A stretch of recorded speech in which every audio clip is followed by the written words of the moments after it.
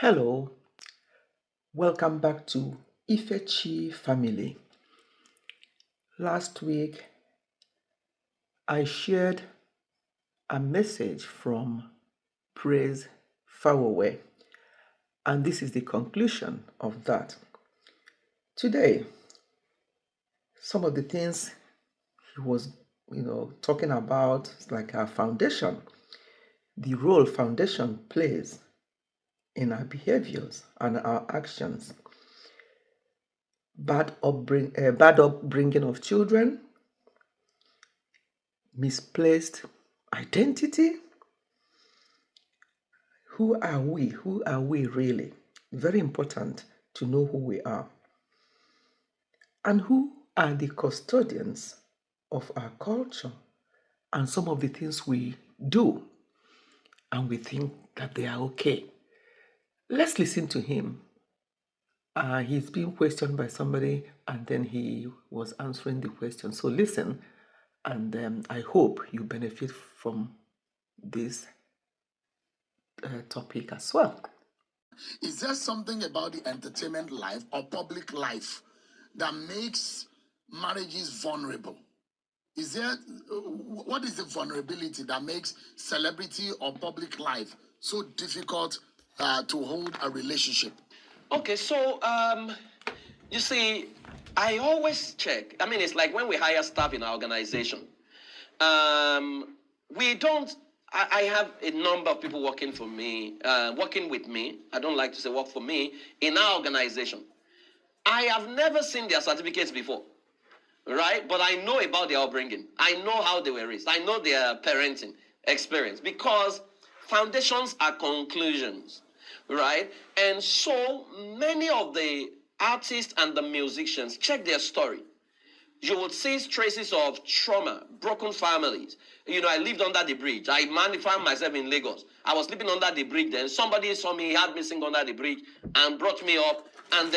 And with the digital science and AI right now, it's not difficult to trend any song, right? And so you realize that there's a whole lot of trauma in the life of these people. Even from, haven't you seen musicians that they can't stay for 1 minute or 2 minutes without smoking weed, right? And then they do that consistently in the country and nobody is saying anything about it, right? And so when you have those kind of scenarios, as a professional, I'm looking at it from a deeper perspective to say, what trauma is in this guy's life that is using this thing to mask?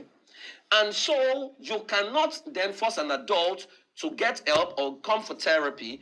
You see, people will not change until what is working for them no longer works.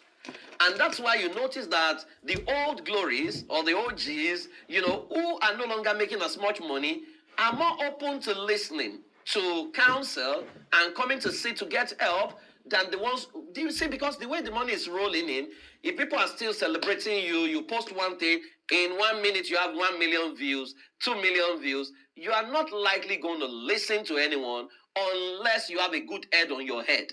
And that is where upbringing becomes very, I don't blame them because stardom is intoxicating. It can, if you don't have yourself and you don't have right thinking people around you, it can totally mess you up without you knowing, right? And people become role models to people in Nigeria simply by being popular. Popularity is our role modeling. And that's why if you are not someone who is popular or famous and you go and give counsel to people, the first thing they want to check is what car have you brought? How much have you gotten in your account? What rights have you to talk to me? What is the ambience of your office? So the things we prioritize of the people can speak true to us are already subjective, and so it's a free-for-all. But I always say, I've worked with quite a number of celebrities, maybe a few of them, to say to them, you are a human being.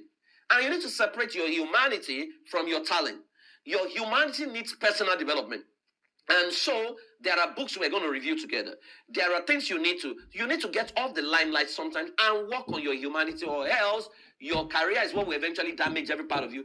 And once that trauma is in you and it's not addressed, you will keep messing up everyone you come in contact with or everyone you come into space with. I've been a victim of abuse growing up, and I know the impact of that on the people around me, because you keep broken people break other people, and so until you step aside to say, you know what, I think I need help. and you get someone who is credible, not someone who is excited or awed that, wow, a celebrity is talking to me, who can help you walk through it and you can listen, you're not going to get any help. And that's what we have. So my question is, the issue of cross-dressing has become a more visible pattern in Nigeria and often sparks some kind of controversy. And I'm wondering what has become, I'm not sure that is really part of our culture as a people, but it's become somewhat concerning the pattern at which cross-dressing, all manner of identity crisis that is going on, that is making young people get so confused these days, and now it's being put in our faces every day.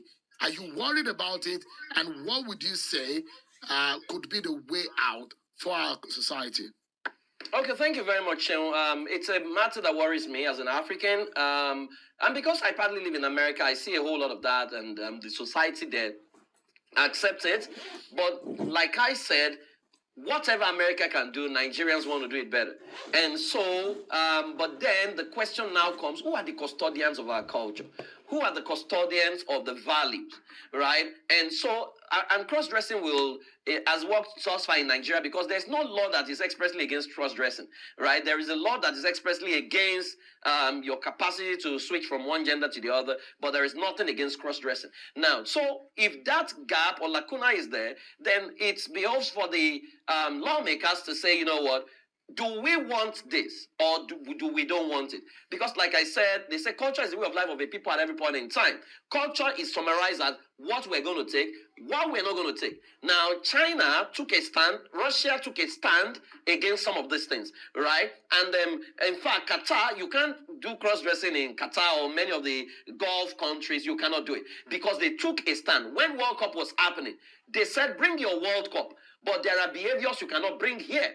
And I didn't see the West sanctioning them on some of those stands. But it looks like maybe we are a bit weak on standing for what we say, this is our way of life, this is what we're going to accept, and this is what we're not going to accept. Now, interestingly, I mean, we say it humorously, have you observed that since the federal government or police touched the chief cross-dresser, every other cross-dresser has simply gone into hibernation, right?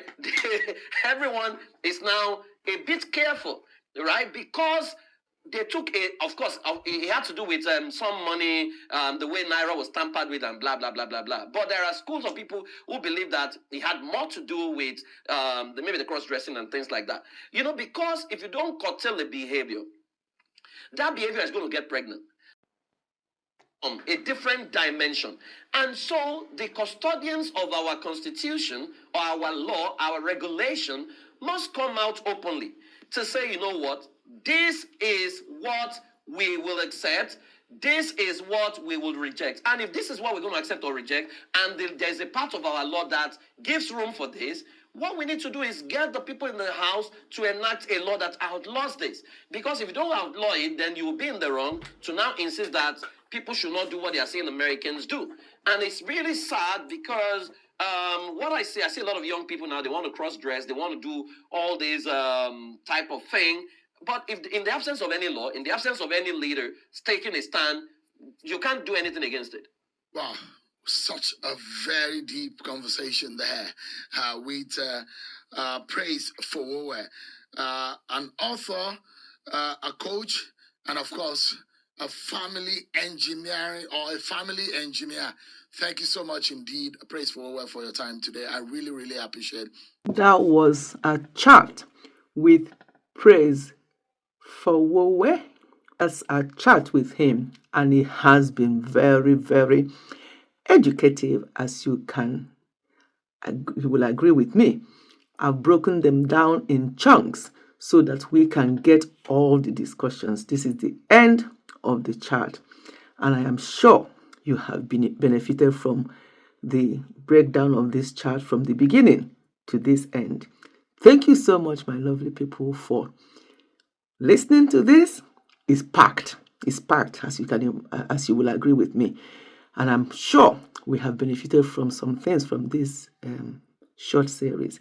Thank you so much for listening. Goodbye and God bless.